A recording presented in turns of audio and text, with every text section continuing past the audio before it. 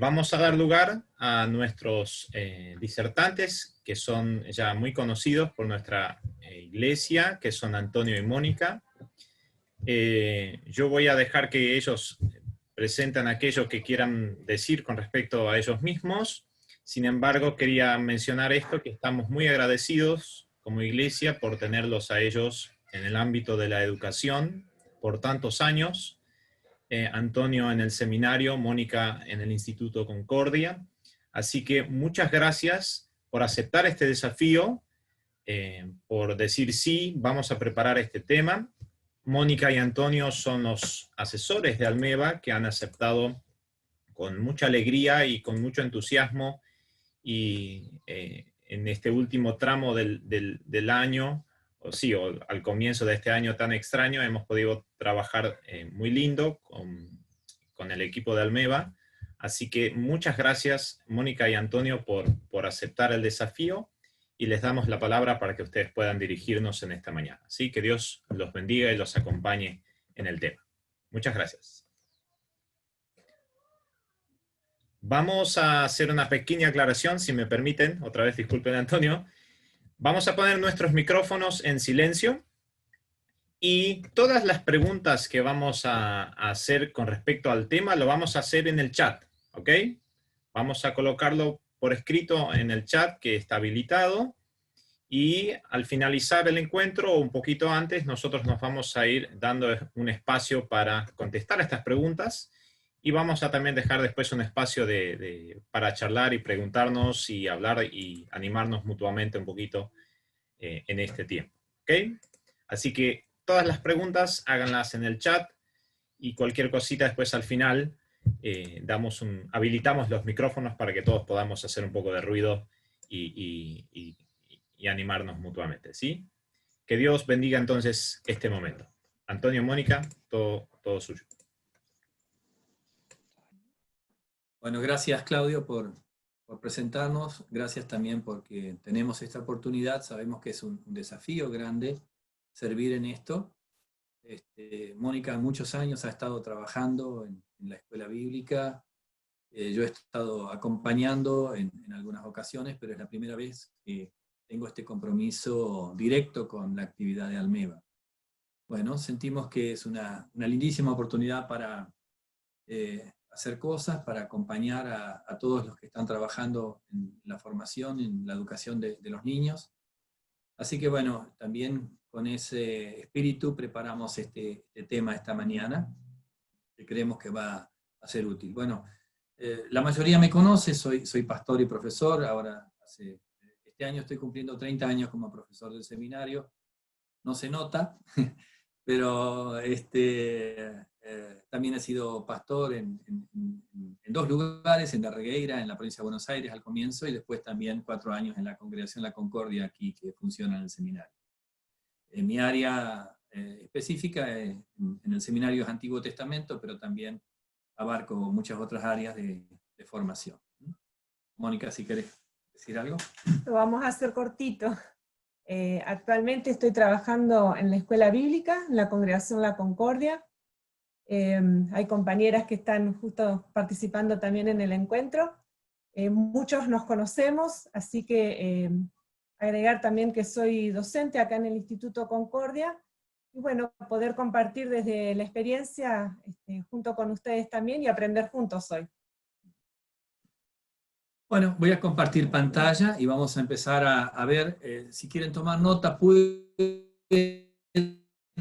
pero el PowerPoint que está siendo proyectado, después lo vamos a compartir con todos. Quizá le saquemos el video que insertamos para que no sea tan pesado, pero la idea es que este material lo reciban todos después para repasar o profundizar o compartir, como quieran, ¿no? Bueno, voy a compartir pantalla, así que a ver si están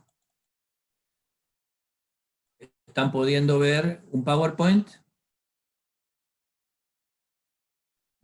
¿Sí? Bueno.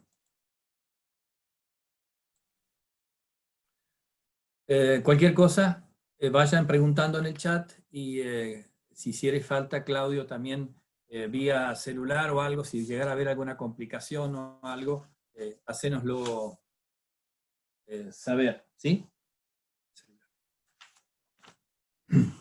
Bien. Cuando recibieron la promoción, tal vez se preguntaron ¿por qué esto de los círculos de confianza? Pensemos un poquito, a ver, ¿qué ideas se le vinieron a la mente cuando leyeron este título, Círculos de Confianza?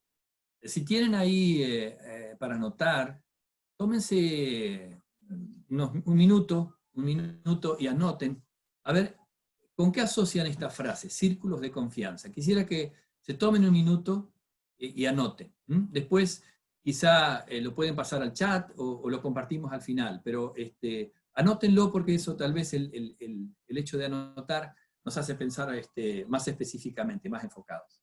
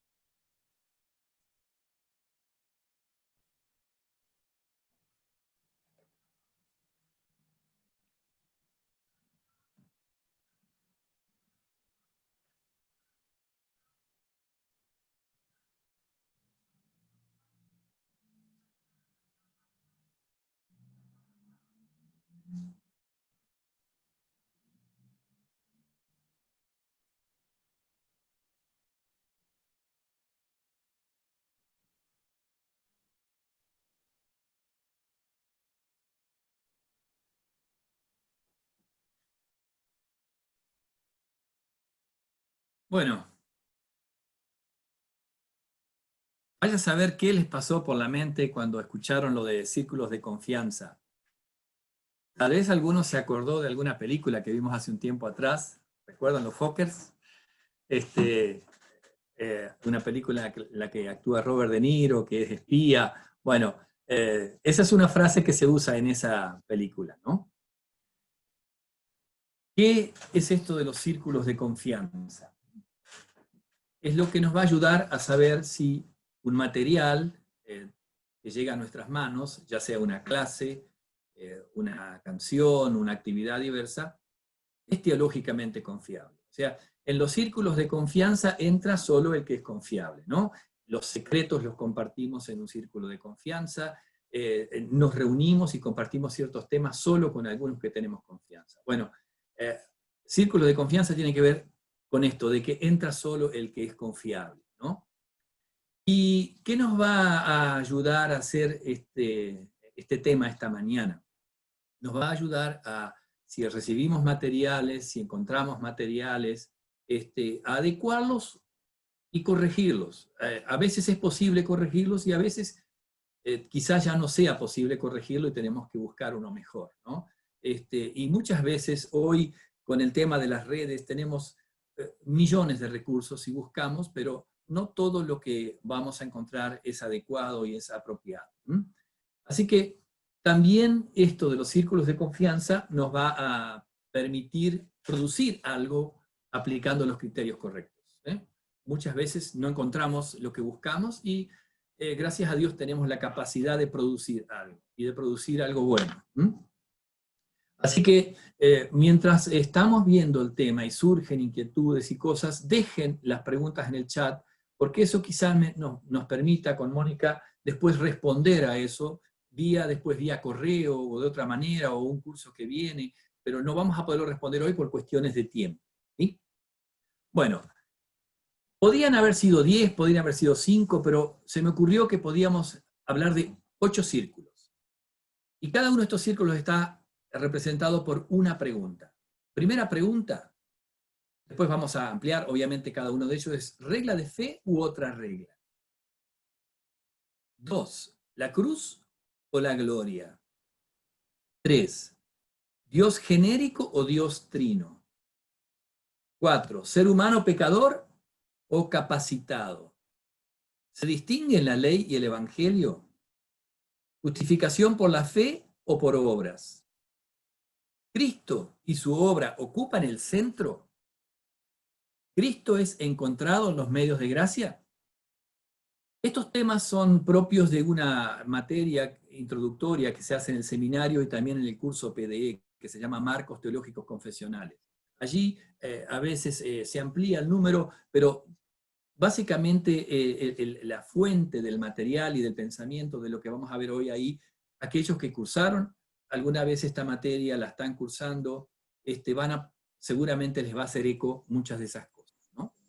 Bueno, primero, regla de fe u otra regla. ¿Y por qué pongo esta imagen? Son lentes. Mucha gente cree que cuando leemos un libro como la Biblia, todos lo leemos de la misma manera. Pero en realidad, siempre estamos usando lentes. La realidad la vemos de una determinada manera por los lentes que tenemos. ¿Y cuáles son esos lentes? Es una forma de ver el mundo, es una forma de ver a Dios. Entonces, no es que nosotros vamos de manera neutra y pura a estudiar la Escritura. No existe esa posibilidad. Entonces, es importante reconocer los lentes que tenemos. Y sabemos que si yo hoy me pusiera lentes color rosa, todo lo que salgo a ver ya no sería el color que tiene, sino que lo vería color rosa.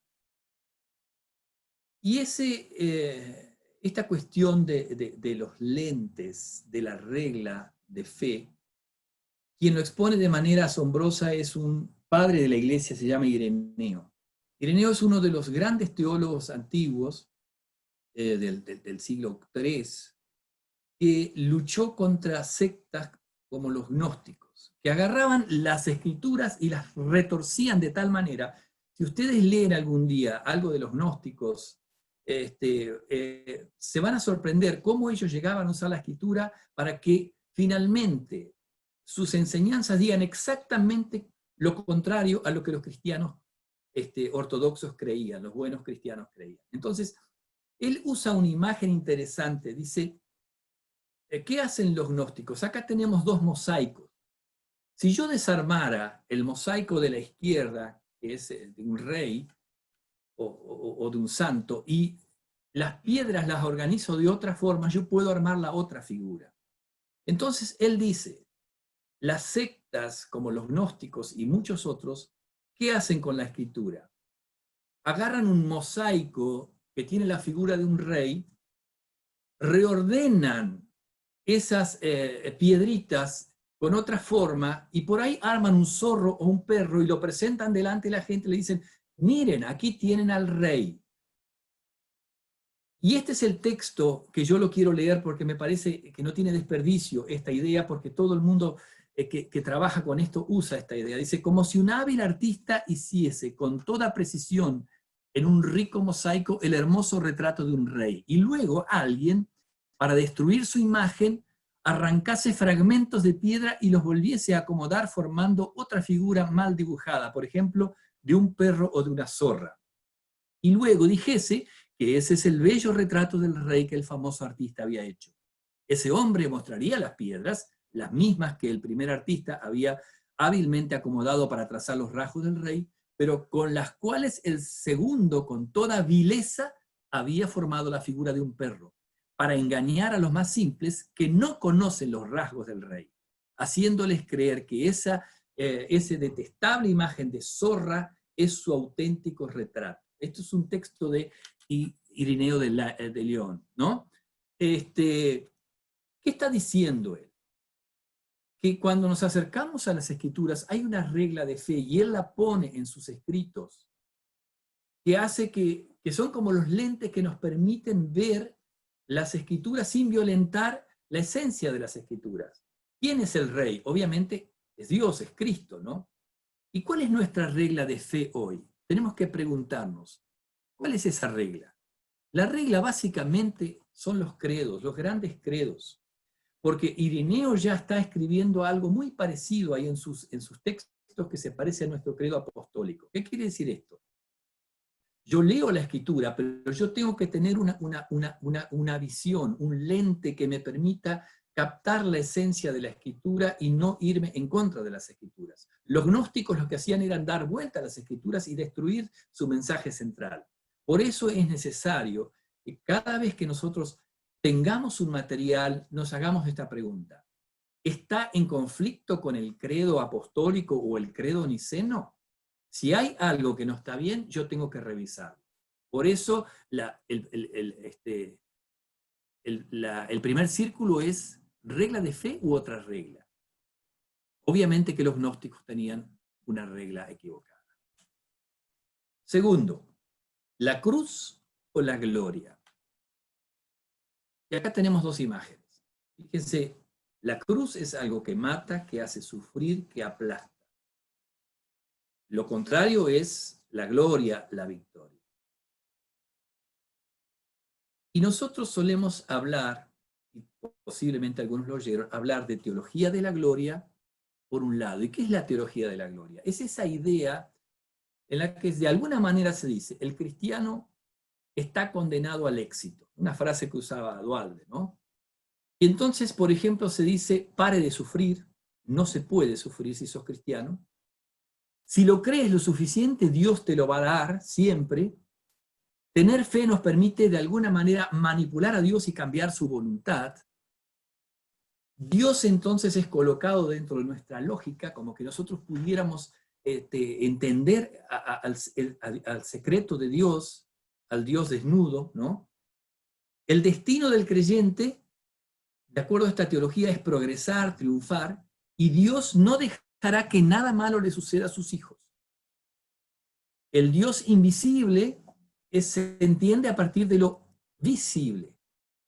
Y la cruz, la prueba, el sufrimiento, lo que Dios permite pasar a sus hijos, como el caso de Job, es algo que es rechazado. Entonces, el lema suele ser de esta teología una vida victoriosa, ¿no? Y es la exaltación del yo, ¿no es cierto? La persona finalmente es una persona que triunfa porque cree en Dios y todo le sale bien. Y si algo le sale mal, seguramente es porque no creyó lo suficiente. Bueno, esta es una teología muy errada, pero que está muy presente hoy en muchas iglesias y lo vamos a encontrar también en muchos materiales y canciones. Y miren esta escena que la tenemos presente seguramente. Cuando Pedro había confesado a Jesús como Señor, como el Mesías, poco tiempo después Jesús, ¿qué hace? Dice, yo tengo que ir a Jerusalén, sufrir y morir. ¿Y qué le dice Pedro? Señor, no podés ir a Jerusalén y sufrir. ¿Y qué le dice Jesús? Gracias, Pedro, por pensar en mí, me gusta tu corazón, te felicito, vos sí que pensás en tus amigos. Miren lo que le dice Jesús. Quítate delante de mí, Satanás, porque no pones la mirada en las cosas de Dios, sino en la de los hombres. Pedro en ese momento estaba funcionando como un teólogo de la gloria. El sufrimiento de Jesús no podía entrar en el plan de Dios. Entonces, ¿qué le dice Jesús después? A él y a los demás. Si alguno quiere venir detrás de mí, niéguese a sí mismo, tome su cruz y siga. Creo que ese es un retrato maravilloso de lo que es la teología de la cruz frente a la teología de la gloria. Entonces, algunas frases de la teología de la cruz. Esto es un escrito de Lutero, se llama la tesis de Heidelberg. Es un escrito no muy sencillo, pero algunos dicen que aquí está el corazón más profundo de la teología de Lutero. Dice, no es correcto llamar teólogo al que quiere conocer la naturaleza invisible de Dios en base a sus obras de la creación. Pero es teólogo verdadero el que conoce lo que se puede ver de Dios de sus espaldas, en su sufrimiento y en la cruz. O sea, ¿dónde vemos realmente al Dios que trata con nosotros y al Dios que nos va finalmente a consolar y salvar? Lo vemos cuando es un Dios que se presenta sufriendo con nosotros y por nosotros. Es necesario que a través de muchas tribulaciones entremos en el reino de Dios, dice Hechos 14:22. No es posible, no, es necesario. Y esto puede asustarnos, pero no podemos tejer una teología, no podemos dar una clase donde estas cosas se dejen de lado y se potencien otras. La cruz para el cristiano es una consecuencia del discipulado. Es una consecuencia necesaria. Sin cruz no hay cristiano. La cruz que es la que marca al cristiano como cristiano. ¿Y qué cosas hace Dios a través de la cruz? Dios mata, Dios humilla y Dios produce frutos dulces, aunque nosotros a veces, desde nuestra lógica, no lo podemos ver. Dice el Catecismo Mayor de Lutero, allí donde la palabra de Dios es predicada, aceptada o creída y da frutos, no faltará la bien amada Santa Cruz. Nadie debe pensar que tendrá paz, sino que ha de sacrificar cuanto posee en la tierra: bienes, honor, casa y hacienda, mujer e hijos, cuerpo y vida. Esto le duele a nuestra carne y al viejo Adán, puesto que la consigna es perseverar y con paciencia padecer los ataques y abandonar lo que nos quitan.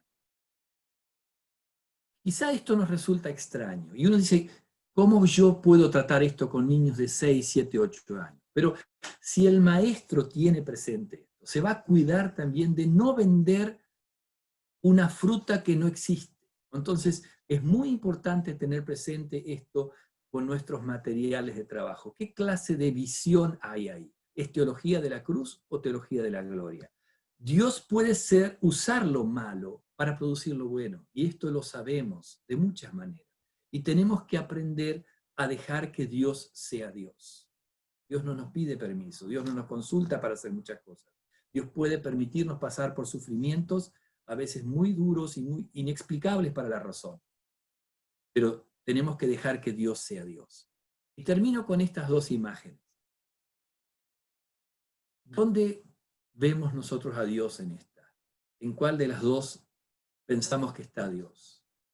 ¿A dónde nos creemos que en primer lugar veríamos a Dios? Quizá mucha gente va a las cataratas del Iguazú o cualquier otro paisaje de estos tan hermosos que tenemos, y dice, esto, tiene que haber un Dios que hizo esto. Acá siento la presencia de Dios. Pero cuando vemos una imagen terrible, perdón, como la de la derecha, ¿pensamos que Dios está ahí? ¿Está Dios aquí? Sí. Aunque la lógica humana no lo vea, el Dios más presente para nosotros es el Dios de la cruz. Es el Dios que se reduce, el Dios que sufre, el Dios que pone la espalda, que pone la mejilla. Dios es visto en el sufrimiento. Dios se deja ver en el sufrimiento. Y cuando una persona, un creyente, sufre y la pasa mal y lucha contra un cáncer o contra el COVID o lo que fuera, Dios está presente ahí. Y eso es importante que aprendamos a verlo. Teología de la cruz, teología de la gloria. Tercer círculo. ¿Es un Dios genérico o es un Dios trino? La mayoría de la gente y en todas las culturas, si no tiene una idea de Dios, si no sabe nada del Dios de la Biblia, se fabrica una idea de Dios. ¿Qué es Dios para muchos? Bueno, acá tenemos una imagen. Para muchos, ¿qué es Dios? Es energía, es una fuerza, pero no la pueden definir. Y no saben tampoco cómo relacionarse con eso, si eso está afuera, está en el cielo, está en el fondo de mi corazón. La manera que la gente ve a Dios es de muchas formas, ¿no? Pero tenemos esta imagen. Y este no es un Dios neutro, un Dios genérico, es el Dios de la Biblia. Y que el arte representa de muchas maneras, pero sabemos que el Dios de la Biblia es un Dios trino, Padre, Hijo y Espíritu Santo. Y ese Dios ya se manifiesta en el Génesis, ¿no? Donde aparece, hagamos al hombre a nuestra imagen. Dios está hablando en plural. Dentro de Dios hay una pluralidad. Otra vez, la razón no puede explicar esto.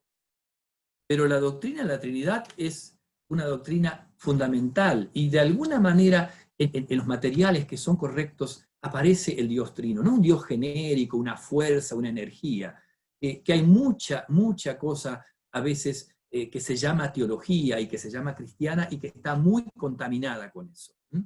Dios es más que un ser superior, un Dios eterno o una fuente de energía que dio origen al mundo. Los deístas, por ejemplo, una filosofía creían que Dios era una fuente de energía que puso en marcha el mundo, pero después Dios se borró, Dios no puede cambiar nada, Dios no puede interferir en la marcha del mundo. Bueno, no son ateos, pero ese Dios es un Dios que no sirve de nada. Dios es un ser personal. Esto es importante, porque las personas se relacionan. Que haya personas significa que haya relación, que haya un rostro, que haya una identidad, ¿no? Entonces Dios se relaciona dentro de sí mismo, Padre, Hijo y Espíritu Santo, y también se relaciona con los humanos. Es un Dios en tres personas. Fíjense desde las matemáticas, 1 por 1 por 1, ¿cuánto da? Da 1. No es 1 más 1 más 1. Entonces, el Padre por el Hijo por el Espíritu Santo, hay un amor que los compenetra y que hacen que sean uno, ¿no? En Dios vemos pluralidad y unidad. Y el amor hace que tres sean uno. El Padre engendró al Hijo desde la eternidad, y eso muestra que el Hijo es de la misma naturaleza, de la misma esencia, ¿no? Y el Espíritu Santo procede desde la eternidad del Padre y del Hijo. Cosas que no podemos captar plenamente con la razón, pero son reales, son bíblicas y tenemos que enseñarlas, ¿no? Es nuestro Padre, es nuestro hermano en Cristo y es nuestro abogado y defensor en el Espíritu Santo. En Jesús, Dios desciende a nuestro nivel para que nosotros seamos uno con Él. Entonces, importante esto, ¿qué Dios estamos presentando? El Dios de la Biblia no es una energía neutra, es el Dios trino, Padre, Hijo y Espíritu Santo. Cuarto, ¿ser humano pecador o capacitado? Y voy a usar estas dos imágenes que yo creo que los van a hacer sonreír. ¿Hay capacidad espiritual en el ser humano que pueda él resolver los dramas espirituales y eternos que tiene? ¿O somos ese flacucho ahí que no tenemos esa capacidad? Fíjense esta imagen. ¿Qué le pasa al hombre frente a las tentaciones, frente a la oferta, frente a todo lo que lo está seduciendo? ¿Tenemos esa capacidad siempre de decir, no, no, no, no, yo no, no, no? ¿O la imagen que nos representa es la de la derecha? Bueno, y esto tiene que ver con lo que se llama la antropología, lo que es el hombre según la Biblia. Si ustedes le preguntan a su vecino qué opina del hombre, pueda que tenga algunas ideas parecidas a la Biblia, pero en general los humanos suelen ser bastante optimistas sobre lo que el hombre es capaz de hacer, ¿no? Sobre todo lo que es la vertiente humanista. Cosas que la Escritura dice. El hombre es creación de Dios, no es su propio creador, depende de Dios, está siempre debajo de Dios, es responsable ante Dios por lo que hace, fue creado a imagen de Dios. O sea, Dios quiso podríamos decir, una réplica de sí mismo. Miren qué interesante esto. Uno de los mandamientos más fuertes del Antiguo Testamento es: no te hagas ninguna imagen de Dios. ¿Y saben por qué es? Porque Dios nunca quiso poner su imagen en una piedra o en un edificio. Dios ya de la eternidad quería poner su imagen en un ser como el humano.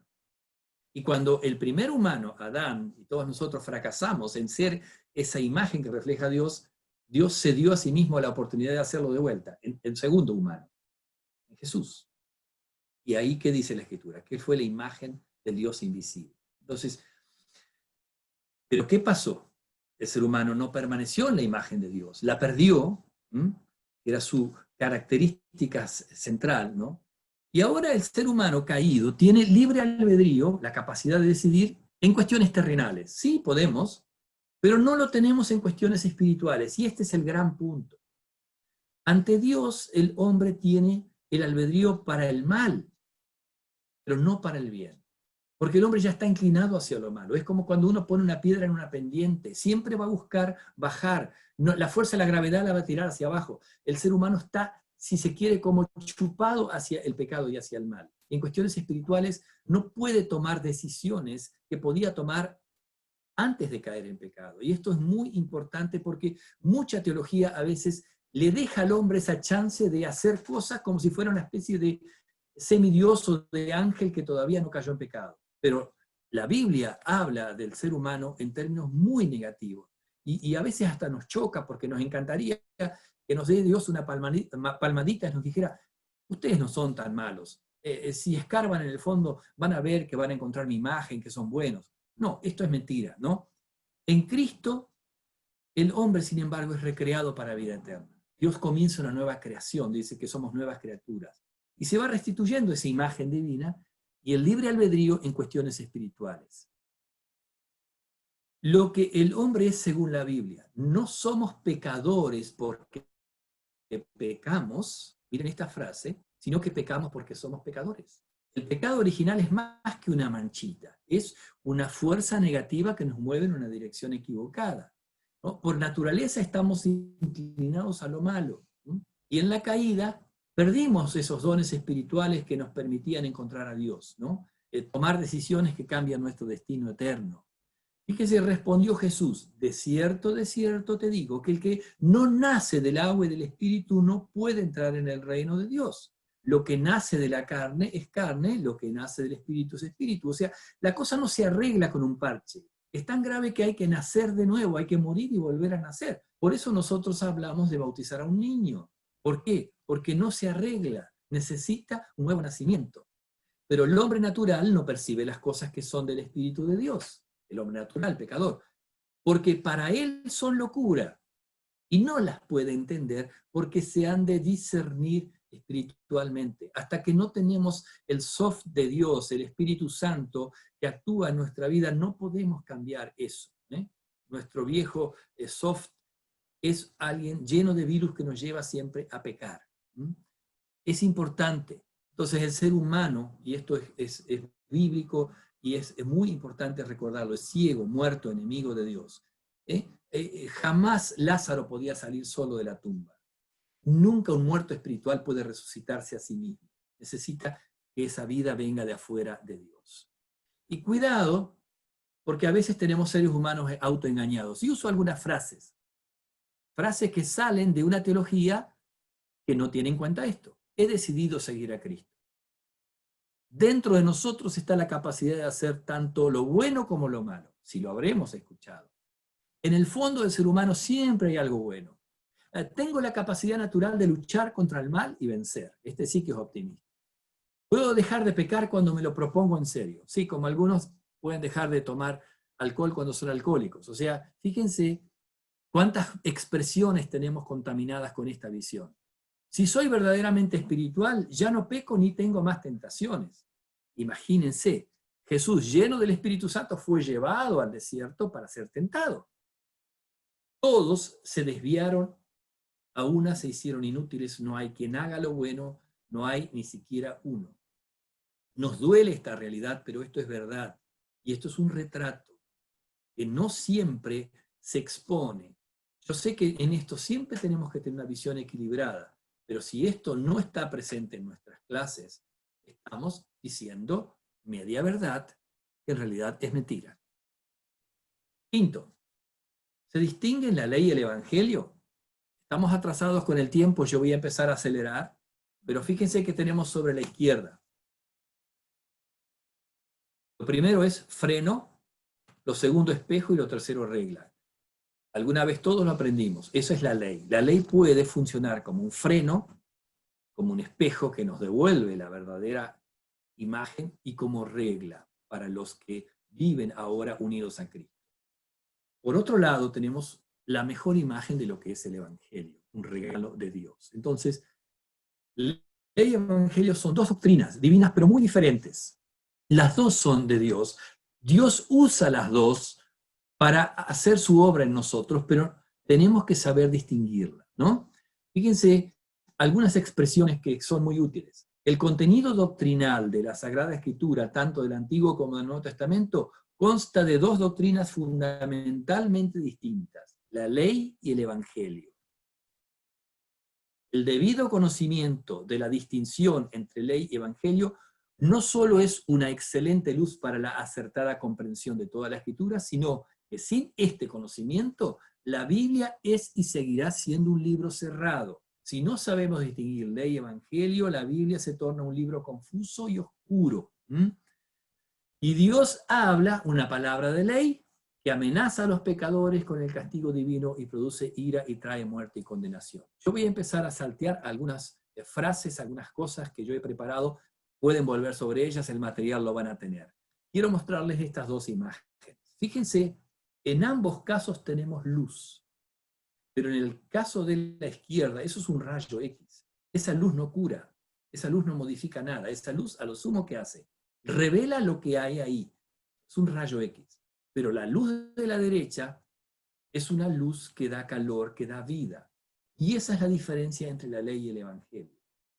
Entonces siempre tiene que estar presente la ley que nos dice, que nos revela lo que hay, pero también el evangelio, que es otra clase de luz, ¿no? Y acá tenemos varias frases, ¿no?, que contrastan lo que es la ley, ¿no?, con el evangelio. Son muy útiles, ténganlas en cuenta, véanlas, repásenlas, porque esto es clave, ¿no? Entonces, la ley está escrita en el corazón del hombre y suena lógico, pero el evangelio, por otra parte, solo lo podemos recibir por revelación. No hay nada de evangelio en nosotros cuando nacemos, tiene que venirnos de afuera. Y el evangelio suena como locura. Miren lo que pasa con la ley y el evangelio, ¿no? Que lo vamos a ver en el tema siguiente, ¿no? Que Dios hace algo que es absolutamente contrario a nuestra razón. Punto sexto. ¿Justificación por la fe o por las obras? Bueno, muestro estos dos ejemplos porque quizás sean una síntesis. Lo que pasa en el campo de la fe es lo que sucede en el corazón. Y eso justifica.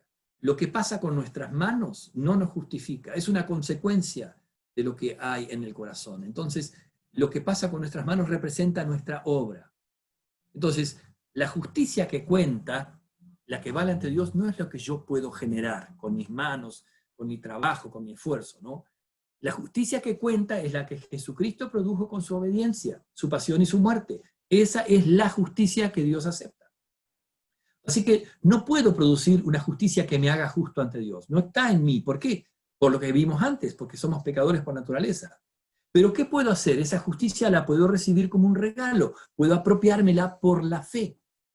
Entonces, cuando soy justificado, la maldición cambia en bendición y la condenación eterna es reemplazada por vida eterna. Fíjense esto.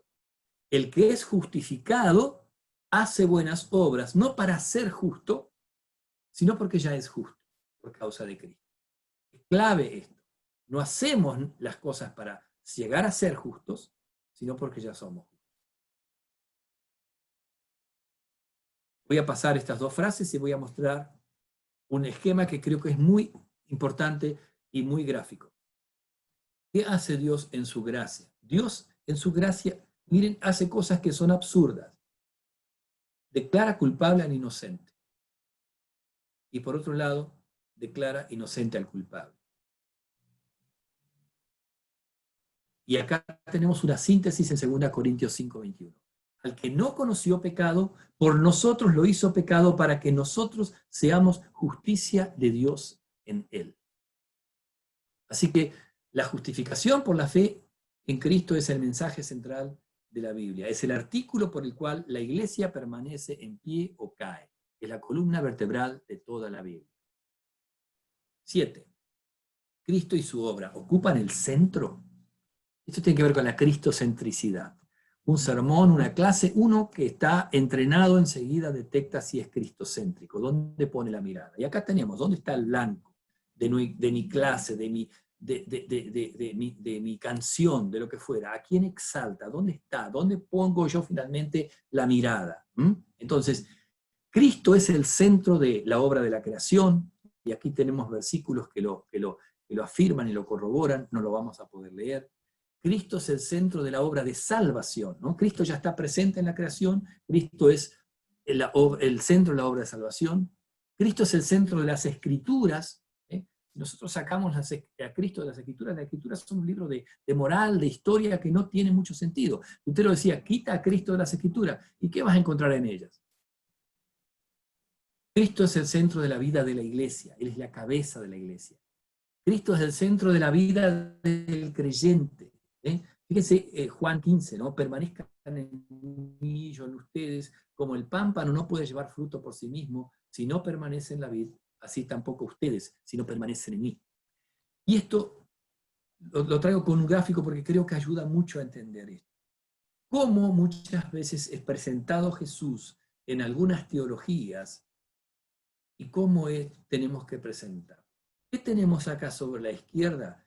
Esto no es antibíblico, esto es bíblico. Jesús es un ejemplo para imitar. Jesús lavó los pies y él dice, bueno, también laven ustedes los pies. La Biblia habla de Jesús como ejemplo. Pero cuidado cuando Jesús es solo un ejemplo.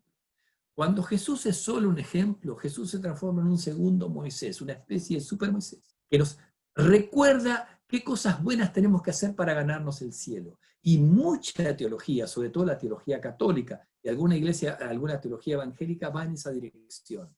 Jesús es un ejemplo que tenemos que seguir. Si yo sigo a Jesús como ejemplo y lo imito, yo soy un buen cristiano y me salvo. No, eso no es cierto. Lo más importante es Jesús como regalo, como don, que yo puedo recibir por la fe. Y hay una gran diferencia entre Jesús como ejemplo y Jesús como regalo y Jesús como don. Cuando yo recibí a Jesús como regalo, cuando tengo a Jesús como un regalo, cuando confío en Él, también puedo seguirlo como ejemplo. Y este es un texto magnífico de Lutero, que lo voy a leer porque es un desperdicio si no lo hacemos. Miren lo que dice Lutero.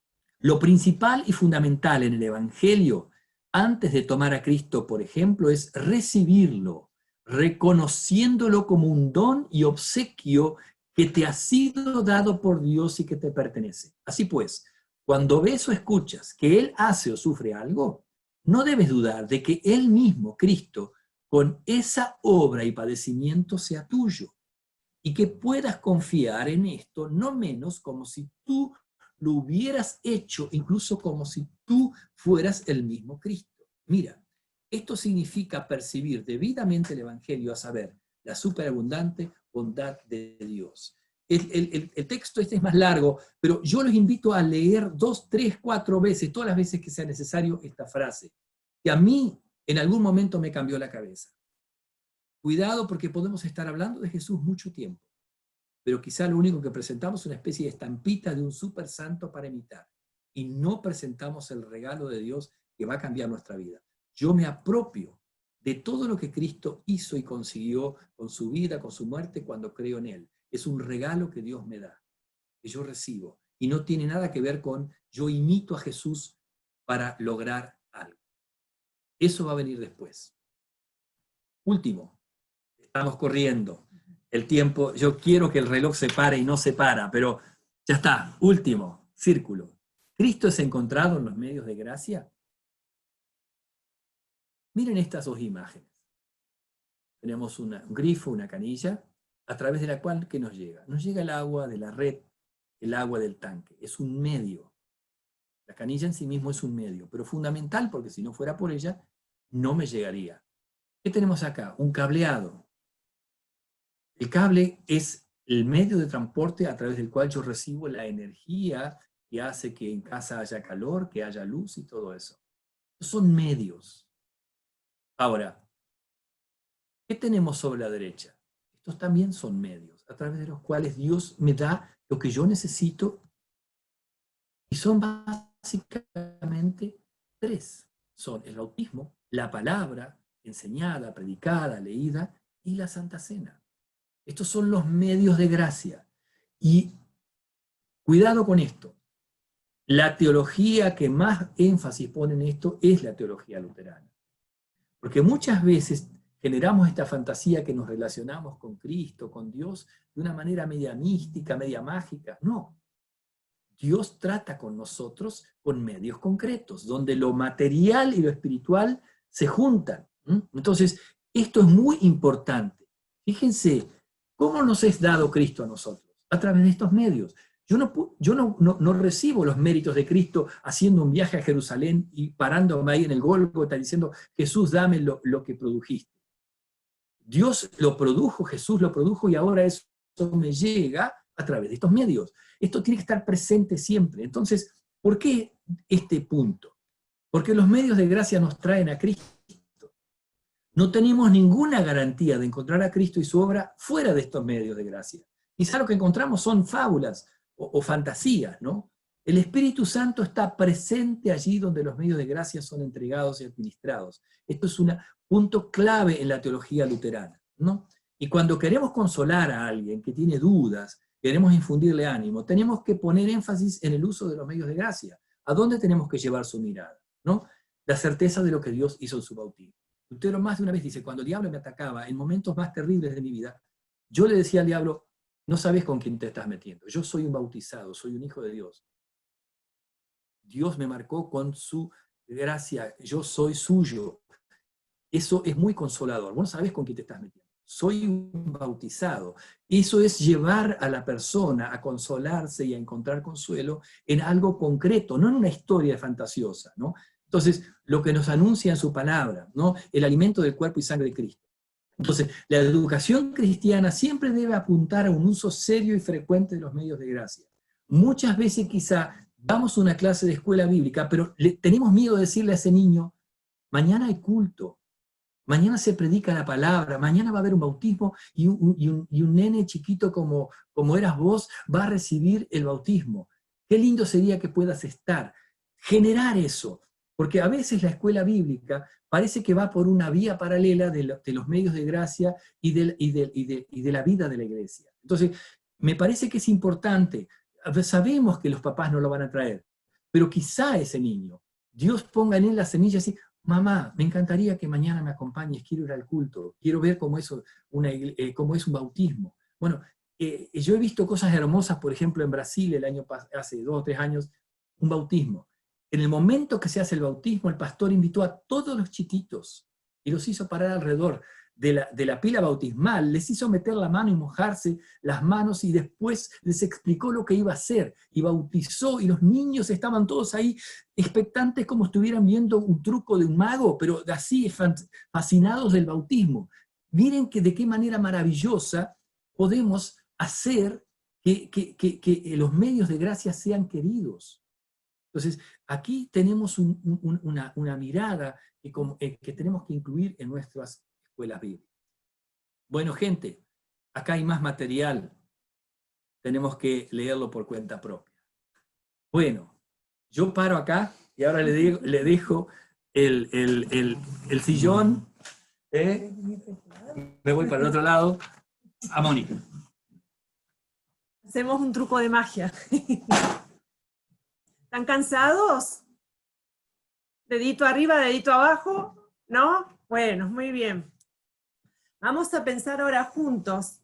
Vamos a tratar de poder ver estos círculos de confianza en aplicarlos. Por un lado, vamos a compartir ahora una canción. Les voy a pedir que escuchen y presten atención y vayamos pensando juntos. A ver, si en esta canción podemos ver o reconocer algunos de los círculos, si creemos que alguno faltaría, o alguno nosotros tendríamos que agregarlo y tenerlo en cuenta cuando pensamos en una canción para poder utilizar en nuestra clase. Sabemos que hoy hay muchísimo material por internet, y del cual a veces tenemos que pasarlo por estos lentes, ¿no es cierto? Y uno puede decir, lo puedo usar tal cual, puedo agregarle algo, no lo puedo usar porque tendría que cambiar mucho. Entonces la idea es por lo menos pensar y llevarnos algunas ideas de cómo tenerlo esto presente en el momento de nuestra clase. Ahí. ¡Vamos chicos, vamos, que se va el tren! ¡Vamos, vengan todos, suban todos arriba, vamos, chicos, vamos! ¿Puedo ir yo? Sí, dale, vamos, vamos. Mi papá, mi mamá, todos pueden, todos vamos, o entrar en el tren de la salvación, que al cielo nos llevará. El boleto toma, que Jesús te quiere dar, oh qué bueno, no hay nada que pagar. Pi, pi, pi, suena el pito.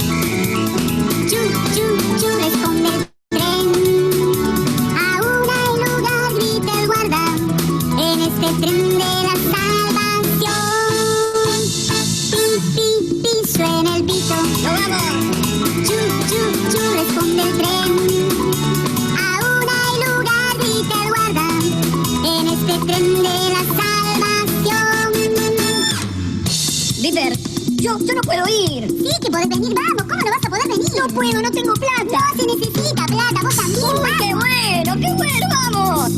Último aviso, se va el tren de la salvación. Pero yo no tengo boleto. ¿Cómo, Juancito? ¿No aceptaste a Jesús en tu corazón? Sí. Entonces sos salvo, ese es el boleto. Dale, dale, sube. O entrar en el tren de la salvación que al cielo nos llevará. Uy, qué montón de gente llevamos. Que Jesús te quiere dar. Oh, qué bueno, no hay nada que pagar. Uy, todos los que somos. Pi, pi, pi, suena el pito. Chu, chu, chu, responde el tren. Aún hay lugar, grita el guarda, en este tren de la salvación.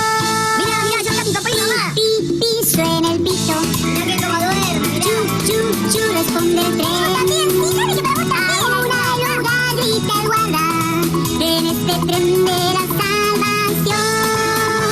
Aún hay lugar, grita el guarda, en este tren de la salvación.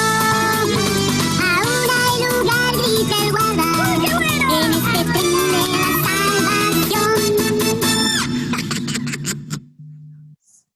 Vamos a la otra. Esta. La canción habrán escuchado El tren de la salvación, ¿no? Bien dice, la salvación es gratis, no hay nada que pagar. Pero quizás surge la pregunta, si no hay nada que pagar, ¿quién fue el que pagó ese boleto? Que creo que en la canción justamente no figura, y es justamente el mensaje central. Es cierto que la salvación es gratis, pero cuando usaríamos esta canción tendríamos que resaltar quién fue el que pagó ese boleto. Jesús, y pagó un precio muy caro, el precio de la cruz. Uno de los nenes dice, no tengo boleto, ¿qué puedo hacer? En realidad, por sí mismo o por él mismo no puede hacer nada. Pero él dice, con aceptar a Jesús en tu corazón, eso ya basta. Creemos que ese es el boleto. Vimos que a través de uno de los círculos de confianza, ese es el boleto. O en realidad, ¿qué nos dice la Biblia? Cree, confía en el Señor y serás salvo. Ese es el boleto. No podemos dejar de no reconocer lo que Dios hizo a través de Jesús por nosotros. En realidad no tenemos capacidad nosotros de aceptar o no aceptar a Jesús en nuestro corazón. Sí podemos creer y confiar en el Señor Jesús. Quizás uno dice son detalles chiquititos o sutiles, pero la verdad en esta canción particularmente no es sutil, es reconocer a Jesús, la obra, lo que Él hizo por cada uno de nosotros, y eso tiene que estar presente en la clase, en la canción. Quizás podemos pensar, a ver, esta canción, ¿la puedo usar? Si la uso, ¿qué es lo que me falta agregar? Y si no la puedo arreglar, no la uso, busco otra canción. Creo que en el caso de esta canción tendríamos que volver a editarla para volver a usarla, porque en realidad a veces, si yo la uso tal cual, es una canción pegadiza, ¿no? Y esa canción pegadiza se les va a quedar a los chicos, y va a ser difícil después tener que corregir lo que yo quiera corregir. Si tengo que agregar es una cosa, pero si tengo que corregir se hace más difícil, porque eso queda impregnado en la mente del niño. Y lo que va a quedar es, no tengo boleto, es gratis, pero yo acepté a Jesús en mi corazón y puedo subir al tren. Y es una verdad errónea, no es bíblico. Entonces a la hora de elegir una canción, hay muy lindas, muy llamativas, muy creativas, pero bueno, miremos con qué lentes vamos a decidir si poder usar o no esta canción. Yo creo que particularmente en esta habría que hacer un cambio importante, y si no soy buena para editar o arreglar, mejor descartar. Hay otras canciones que podemos utilizar tranquilamente y que bien hablan y pueden pasar por estos círculos de confianza. Un ejemplo más cortito. José perdona a sus hermanos. Una clase. Acá propone usar rodajas de limón, un vaso una rodaja sola, en el otro vaso otra rodaja con azúcar espolvoreada, ¿sí? En la rodaja esa de limón. Se le va a dar a cada niño un vaso con una rodaja, una con el limón solito y la otra con el azúcar espolvoreada. En la lección de la Biblia de hoy dice que José podía decidir entre castigar a sus hermanos por lo que habían hecho o perdonarlos y reunirse con ellos. José eligió el perdón y Dios quiere que nosotros también perdonemos a los demás. Eso es un resumen de lo que propone esta clase. Y uno les dice que a los nenes que me gustaría que algunos de ustedes puedan compartir, está subrayado ahí en amarillo, sobre alguna vez en la que alguien les hizo daño y se enojaron por ello. Se les da tiempo para que lo puedan pensar. Hace referencia a la maestra que esas cosas la verdad que lastiman y que todos los días debemos tomar la decisión de perdonar a otros. Veamos qué pasa cuando elegimos perdonar a los demás. En este caso se les da el limón sin azúcar y se les pregunta a los niños a qué sabe el limón. Por otro lado, se les da que piensen un momento al revés, en el que pudieron perdonar a alguien. Y se les hace a los niños probar esa rodaja de limón con azúcar. También se les pregunta a qué sabe el limón, qué gusto tiene.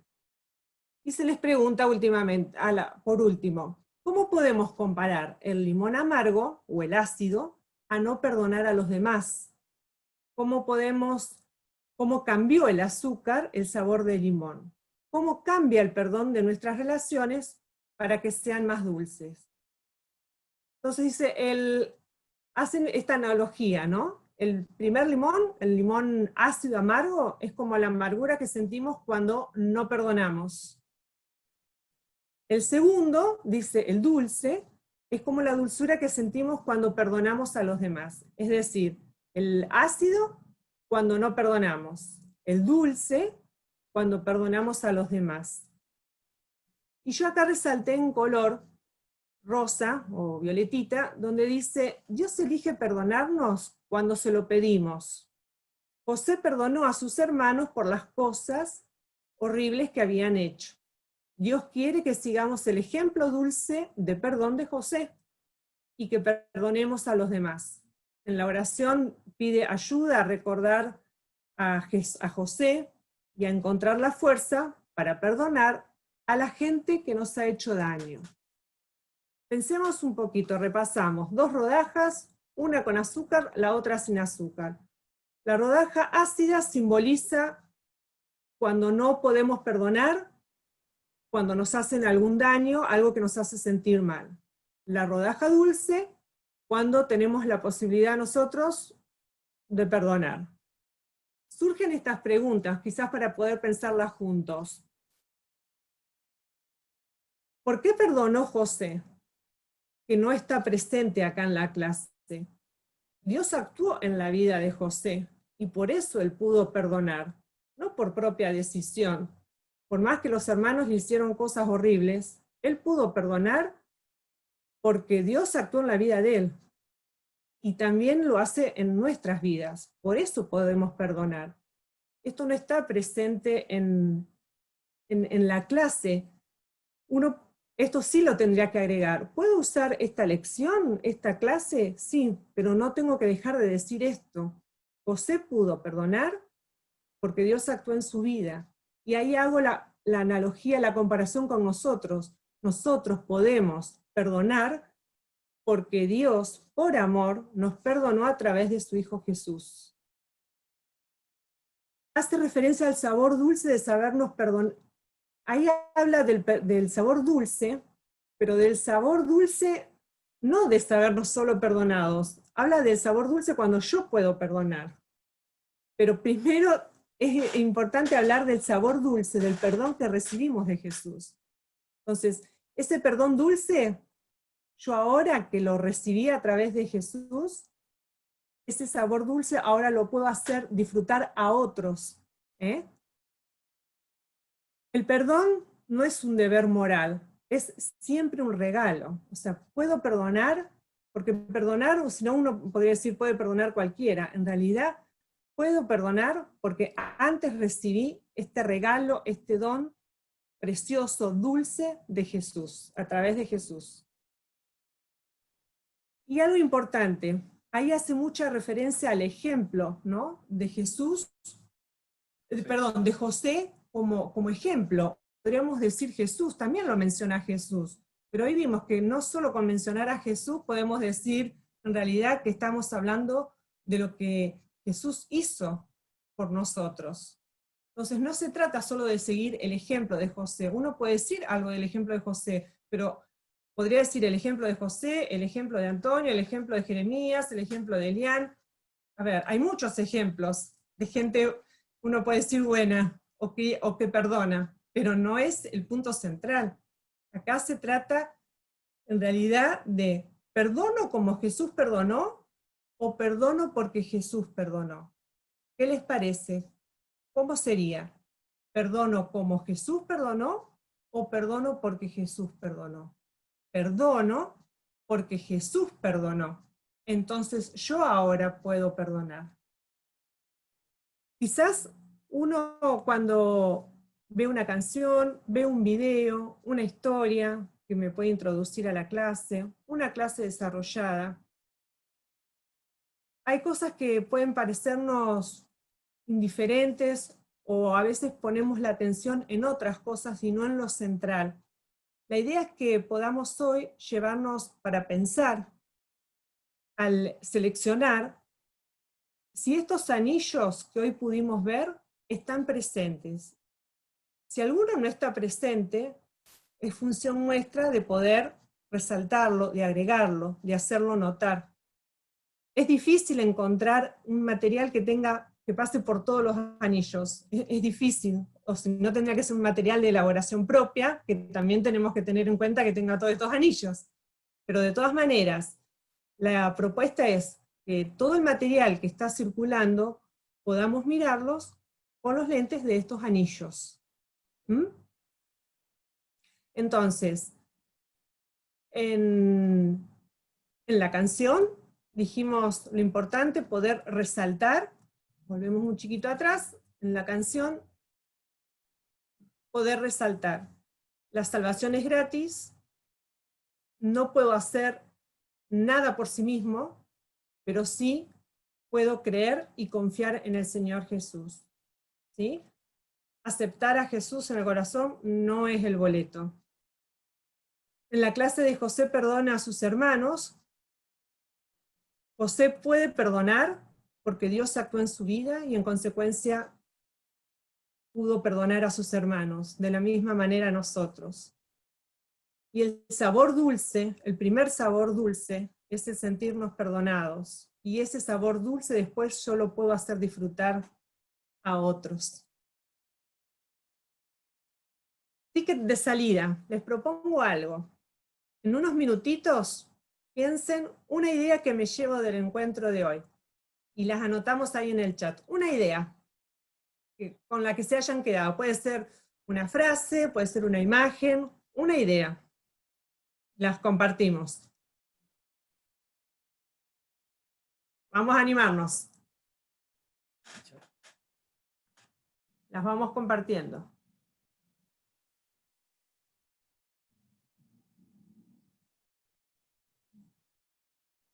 Claudio, si vos vas viendo y querés ir leyéndolas.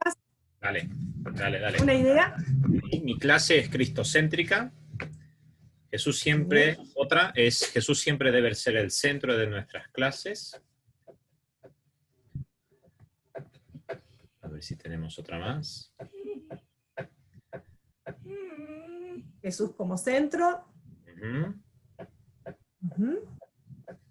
Vamos a animarnos, a ver.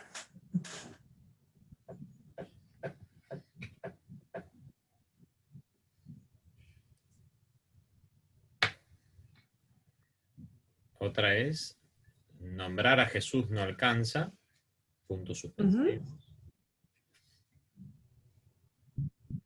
Otra más, Cristo como punto de partida, mi cable a tierra. Ajá, muy bien. No hacemos cosas porque somos justos, sino para ser justos. Jesús no es alguien a imitar, sino es recibirlo como regalo. Otra, cree, confía en el Señor Jesucristo. Dios trino, la multiplicación del 1 por 1 por 1 por 1 nos suma, lo que es 1. Tener fe en Cristo siempre. No puedo hacer nada para aceptar a Jesús. Dejar que Dios sea Dios. Hay una pregunta aquí, si aceptar, confiar. Vayan pensando en la respuesta. Mónica, Antonio, leo, sigo leyendo. Emma Sí. dice también explicar la conexión de los chicos con Cristo a través de los medios de gracia. Otra, también hay que ajustar la puntería en el centro, dar en el blanco. No debemos olvidar apuntar, hacer uso de los medios de gracia.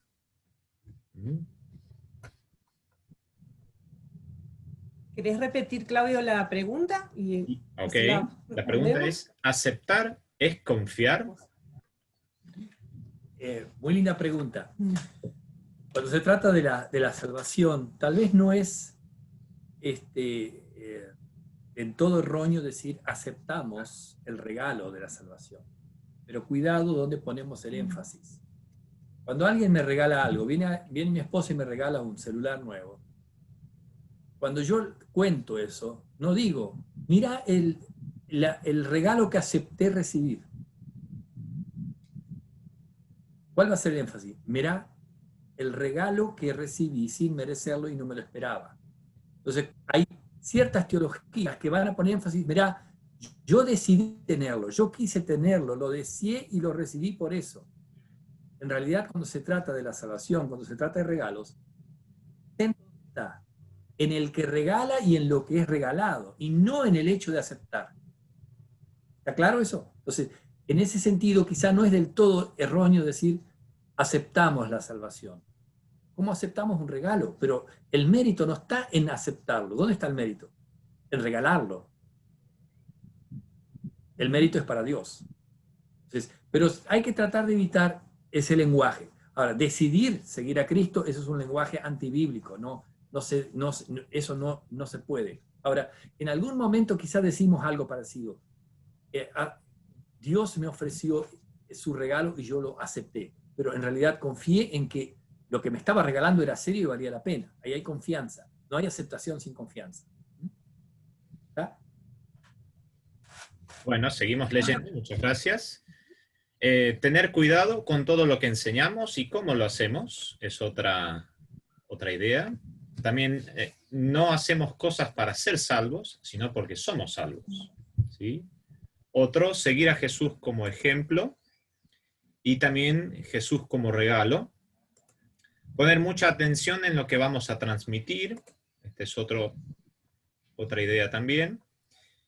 Y aquí dice, me quedo con muchas preguntas para reflexionar en torno a mi práctica como docente, para analizarlas delante de su palabra viva y eficaz. También otra, analizar bien cada cosa que transmito a los niños. Otra es, a veces buscamos la música y canciones por lo divertidos que son, cosa que no está mal, pero cuidado, no solo con lo que dicen, sino con lo que no dicen. Consultar alguna duda que tengamos a nuestro pastor. A veces creemos que está todo bien, es muy fino el hilo. No somos pecadores porque pecamos porque somos pecadores. Sigue también. Hay una pregunta. Tenemos una pregunta. Hablando de las distintas edades de los chicos y sabiendo que no siempre todos los niños están al mismo nivel. La pregunta ¿es correcto usar palabras, términos y hablar ya de medios de gracia? Otra seguida. ¿Cómo podemos tener una sana tensión con esto? Así no caemos en el pensamiento, son chicos, no van a entender. Gracias. Bueno, tal vez no hace falta medios de gracia. Podemos decir los regalos de Dios, los regalos de salvación, Dios nos lo da de esta manera. Cuando un nene es bautizado, cuando un niño es bautizado, ahí recibe el regalo de la salvación, recibe a Cristo. Dios le da a Cristo. Hay formas de decirlo, pero también está la otra. Muchas cosas no se pueden postergar hasta que haya una comprensión intelectual de ellas. Si una familia, una mamá, un papá, le enseñan a orar el Padre Nuestro a un nene de 2 o 3 años, no es porque ese niño pueda estar en condiciones de entender intelectualmente cada palabra. Si le enseñamos el credo a un niño y lo aprende, no es válido solo porque él puede discernir intelectualmente cada término. No, creo que hay muchas cosas que las vamos aprendiendo, que se hacen como nuestra segunda piel, que nos identifican, y no necesariamente tenemos un dominio intelectual de ellas. Por eso digo, cuidado con eso. A ver, obviamente hay términos que teológicamente son técnicos, son para que el maestro los use cuando prepara la clase, pero no son la terminología de la clase misma. Un buen docente siempre sabe qué terminología el chico puede entender o puede apropiarse, pero de todas maneras, ahí creo que lo más importante es el software del maestro. Porque si ese está fallado, hasta uno puede tener una excelente didáctica y sin embargo está haciendo daño. No sé si... Muchas gracias. Tenemos otro comentario más. Creo que para este tipo de cosas hay que tener mucho el apoyo gráfico. A veces creemos que los niños no comprenden, pero si usamos material de apoyo, ellos lo van incorporando. ¿Bien? Si me dejan ver, ahí yo por ejemplo usé un gráfico, los medios de gracia, pero fíjense, ahí yo puse al Cristo y puse las 3 cosas. Bueno, una figura así, depende de la edad, quizá temprano se puede decir, ¿qué pasó acá? Bueno, ¿qué hizo Jesús acá? ¿Cómo yo puedo recibir eso? Hoy puedo viajar a Jerusalén, ya Jesús no está ahí. ¿Cómo me lo da Dios? Y ya tengo. Entonces, a veces esas ideas gráficas pueden ser muy útiles, ¿no es cierto? Es el tema de los medios de gracia. Parece muy técnico, pero también es la otra. ¿Cómo me llega el agua de allá? Me llega a través de la canilla. Hay una forma de que yo no me muero de sed. Me llega. Bueno, ¿de qué manera yo recibo el amor de Jesús? ¿De qué manera yo recibo el perdón de Jesús? Bueno, así, así y así. Ya tengo una imagen. Muy bien. Agradecemos los comentarios, las preguntas. Creo que también hacen parte del aprendizaje de hoy. Si alguno quedó con alguna pregunta y no se pudo responder, o surgieron después, como decían hoy, que quedan muchas preguntas para pensar, nos pueden enviar al mail, ¿cierto, Claudio? Y ahí los estoy colocando. Ahí está. Y seguramente van a ser respondidas y atendidas, o también alguna otra cosa que surja, que necesiten, también estamos a disposición. Me pareció esto también importante, cuidado con lo que se dice y también con lo que no se dice, ¿no? La propuesta es que aquello que no se dice, lo podamos decir nosotros. Si no lo dice la canción, si no lo dice el video, si no lo dice la clase, lo decimos nosotros, no dejar de decir, ¿no? Lo que tenemos que decir. Me parece que es una buena frase. Queremos ahora sí compartirles una linda noticia, y yo los voy a dejar acá a Antonio y a Claudio, para que compartan esta noticia para todos ustedes. Bueno, Claudio, ¿querés? Bien, necesitaría que dejes de compartir tu pantalla. Compartir pantalla. Dejo de compartir pantalla, ya dejo de... Ajá. Bien, vamos a darles, de esta manera han cerrado el tema, ¿verdad, Antonio, Mónica? ¿Sí? Sí. Bárbaro, les queremos dar un fuerte aplauso virtual. Muchísimas gracias por habernos guiado en el tema. muy amables, muchísimas gracias por prepararlo. Como bien se notaban en el chat, nos quedamos con ganas de más, así que muchas gracias y si Dios quiere podemos tener otro encuentro como este para seguir desarrollando y profundizando más, ¿sí?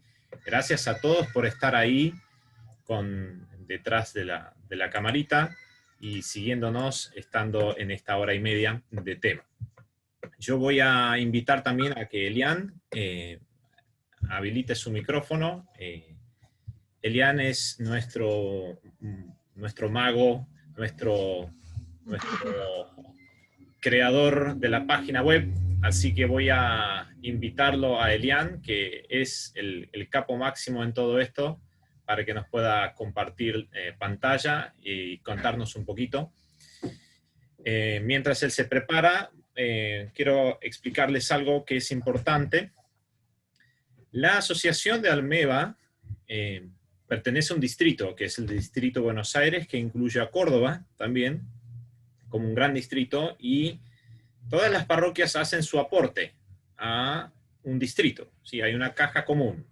De esa caja común se ha decidido invertir en una página web exclusivamente para Almeva.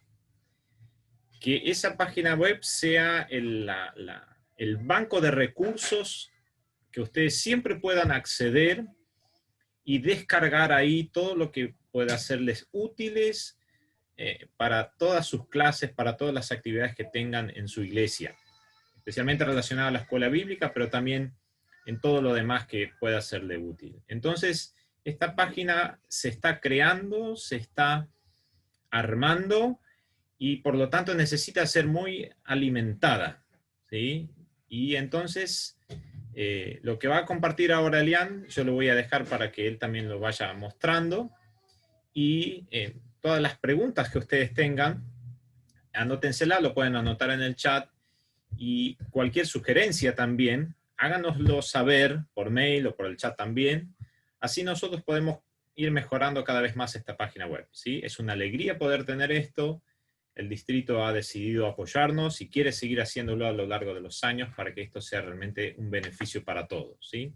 Para el distrito y, si Dios quiere, también para la iglesia toda, o para todo aquel que quiera acceder a estos recursos, ¿sí?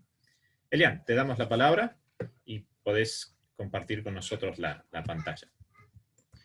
Bueno, gracias, Claudio. ¿Querés que comparta yo la pantalla? Dale, dale. Bien. ¿Ahí están viendo? Ahí va, ahí va. Bien. Bueno, básicamente esta página surgió por la inquietud de Antonio y Claudio, que querían tener un sitio en el cual se pueda tirar toda la información de escuela bíblica y demás acá adentro y que sea abierto y público para todos. Entonces, creamos este sitio que básicamente no es muy complejo, tiene 5 secciones. En la sección inicial tenemos una presentación básicamente de qué es Almeva, qué es lo que busca compartir, los objetivos y el fundamento bíblico que se usa para ello. Un breve speech ahí. Hay justo dentro de la parte de scrolleo, digamos, del inicio, un apartado donde se accede directamente al cajón de recursos, pero a su vez hay un botón arriba en el menú que son los recursos propiamente dichos, ¿sí?